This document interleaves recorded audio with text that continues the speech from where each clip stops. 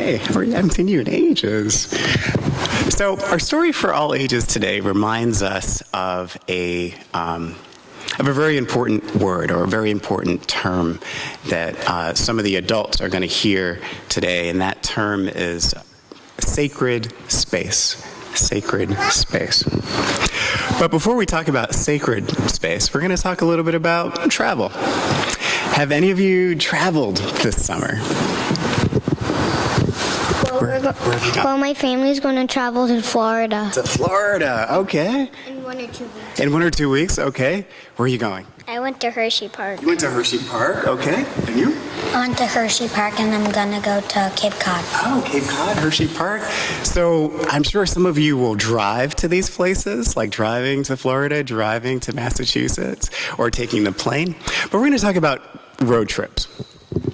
So road trips could be trips that you take to visit Granny, who lives down the road, or a 12-hour trip to visit your aunt who lives in Canada.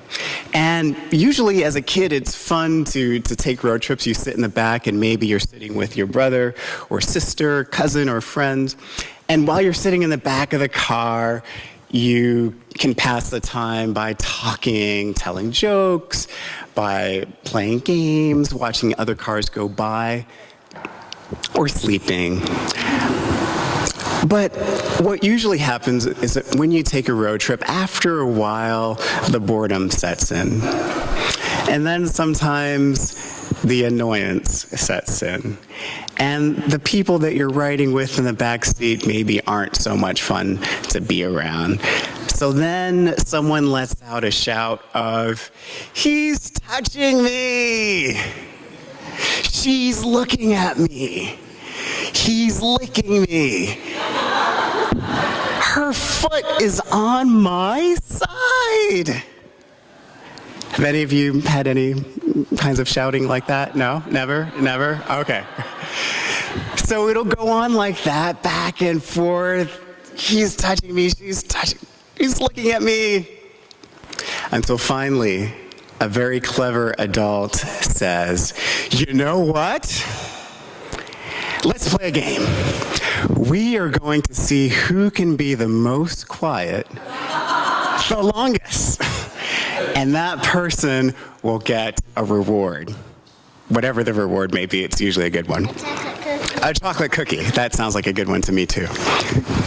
So whoever's quietest the longest gets the prize. And usually when you play that game, the person who winds up being the quietest the longest is never the one that you expect. You always think it's going to be me. I'm the one who can be the quietest the longest. Now, being quiet at certain points on a drive is important, and I'll tell you why it's important. It's important because, it helps the driver to focus so they don't make any mistakes, and it helps maybe the person who's reading the old-fashioned map figure out where the GPS led us astray. But silence is also important because it helps us to create something that we really, really need. And that something is sacred space. Sacred space is created when we are silent. And I'll tell you more about that. We need sacred space because sacred space is where we find things like love, caring, imagination, laughter. Some people even believe that you can find God in sacred spaces. Yeah, it's pretty neat, pretty neat. Do you know that you're in a sacred space right now? This building is a sacred space. But you can create a sacred space wherever you are, whenever you need to, by just taking a moment to be silent.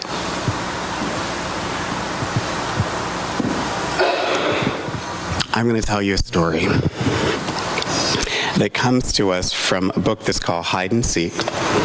Hideandseek with God. Once there was a man who wanted to know what God was truly like. Other people told him about God, and he had many ideas himself.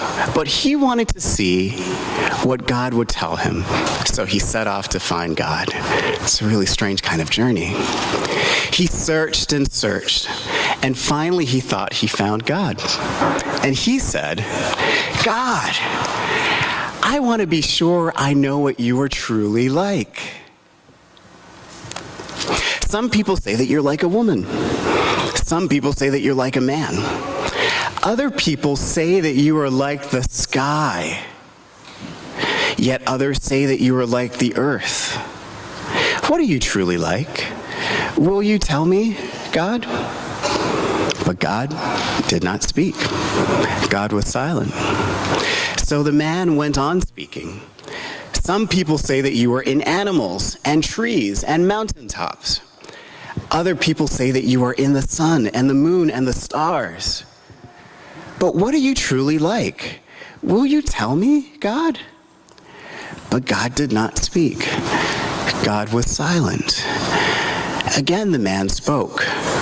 Well, I think you are there in all of these things, in earth, in sky, and animals, and people. I even think you're in me, too. God, why aren't you answering me?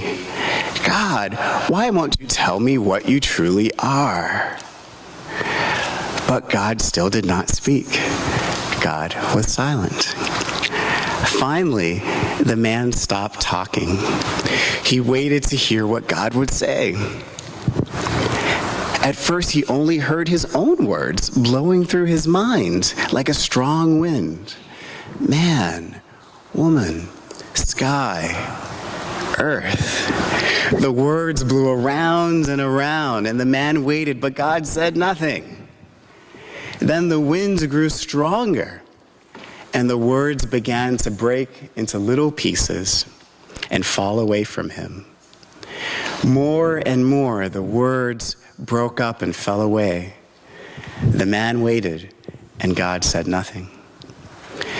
When the words were all gone, he still waited and still heard nothing. And then there was only silence, a calm and peaceful silence. And in the silence, he knew God. So I want you to remember that whenever you take the time to be silent, you create a sacred space. And in that sacred space, amazing things can happen. Can you remember that? Can you remember that? Very good.